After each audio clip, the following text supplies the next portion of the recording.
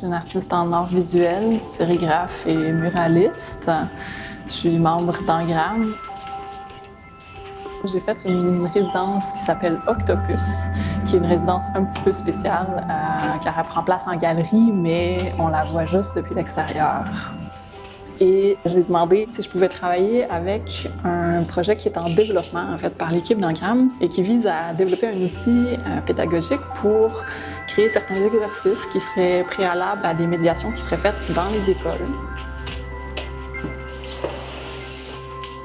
Il y a 9 artistes de chez Engramme qui ont été choisis pour leur pratique en art imprimé, que ce soit en gravure ou en sérigraphie. Comme on avait 9 artistes et 9 fenêtres, j'ai choisi 9 nœuds d'autoroute dans la ville de Québec. Il y en a un petit peu plus que ça, mais là, c'était intéressant parce que c'est des nœuds qui sont très denses et je les ai explorés à chaque fois avec une approche qui est singulière et qui est un petit peu teintée de chaque artiste, en fait. Pour moi, la friche qui se trouve au sein des nœuds d'autoroute, de croisement d'autoroute, c'est un espace qui est abandonné, mais justement intéressant. C'est un endroit qui participe à l'espace d'une façon vraiment particulière et dans lequel il y a une vie qui est un peu en suspens, parce qu'on ne s'y intéresse pas. Cet amalgame entre la curiosité de ne pas savoir ce qui se passe et de pouvoir l'inventer, qui, à quelque part, m'amène à construire des nouveaux univers.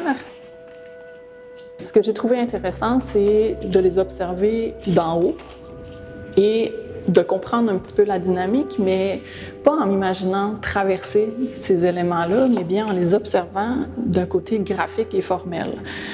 Puis, dans ma pratique, ce que j'aime beaucoup faire, c'est déconstruire pour reconstruire. Donc là, j'ai fragmenté chaque nœud autoroutier en différents éléments qui sont très déstructurés, puis il y en a d'autres qui sont regroupés, qui ont des formes, qui contiennent d'autres formes. Et après ça, j'ai imprimé ces formes-là et j'ai décidé de reconstruire quelque chose qui est finalement ma propre interprétation de la friche ou du nœud ou du flux, parce qu'il y a aussi cette notion de mouvement-là au travers et qui est bien sûr teintée de chaque approche.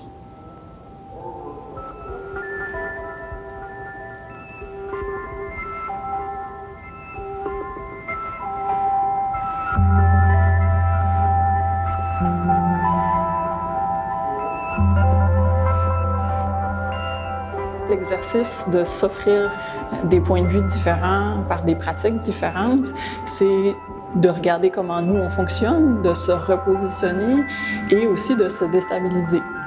Je pense que là, on a quelque chose qui est en 3D ou en tout cas, on va dire en relief. Les gens qui sont habitués à me voir faire de la sérigraphie à plat sont très surpris. Puis finalement, pour moi, c'est très architectural, donc c'est super normal d'avoir cette construction-là, cette tridimensionnalité-là qui sort, les jeux d'ombrage, la matérialité qui est différente. C'est pas juste le papier qui parle, il y a vraiment la lumière et le plein, le vide. En tout cas, il y a quelque chose dans la relation à l'espace qui est très intéressante, puis dans le jeu d'échelle aussi que j'aime beaucoup entre la réalité et ce que je construis.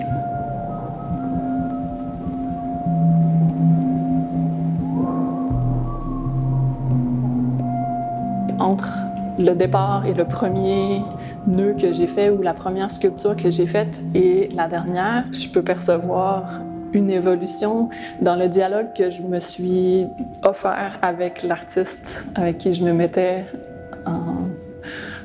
on va dire en fusion, je sais pas trop comment, mais il y a vraiment... J'ai pas dialogué avec chaque approche de la même façon.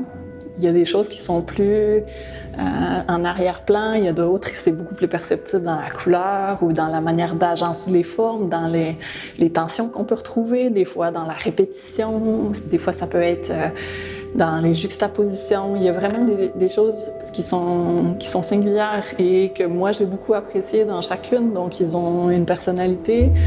Il y a vraiment, il y a de moi dedans, mais il y a aussi un petit angle différent à chaque fois.